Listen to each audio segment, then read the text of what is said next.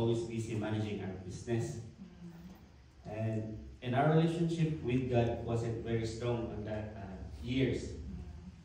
I spent my days indulging in things that seemed exciting at the time, thinking that life was all about earthly pleasures and quick satisfaction. As I grow older, I worked on a ship where my behavior worsened. And I consumed my money, endless drinking, power trips against lower class or lower ranks, and sometimes even going to bars. I was walking in a dangerous path. But my wife never stopped praying for me. My wife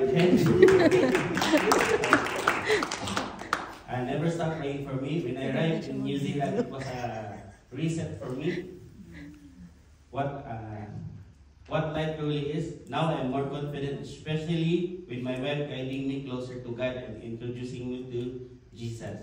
Amen. God forgives me and loves me. This change in my life had been a blessing, and I want to share how God helped my wife, me during the trials we faced from my health challenges to approval of my residence visa. So praise the Lord. Without Him, I am nothing. Amen. God often uses human instruments to fulfill His purposes, as it says in Romans chapter 10, verse 14 to 15. But how can they call on to Him to save them unless they believe in Him? And how can they believe in Him if they had never heard about Him? And now can they hear about Him unless someone tells them? And how will anyone go and tell them without being sent? That is why the scriptures say, how beautiful are the feet of messengers who bring good news.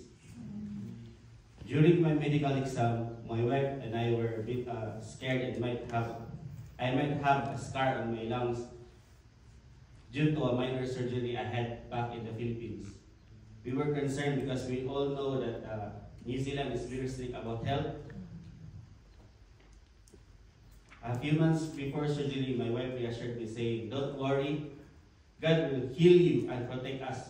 So I surrendered all my worries to God and prayed. And yes, God answered my prayer. I passed the medical exam. Secondly, God guided us by using human instruments to help with my visa application again, and God answered our prayers. All glory, thanks to God and the maker of all things, as it says in Psalm chapter 107, verse 1. Give thanks to the Lord, for He is good. His faithful love endures forever. Let us give thanks.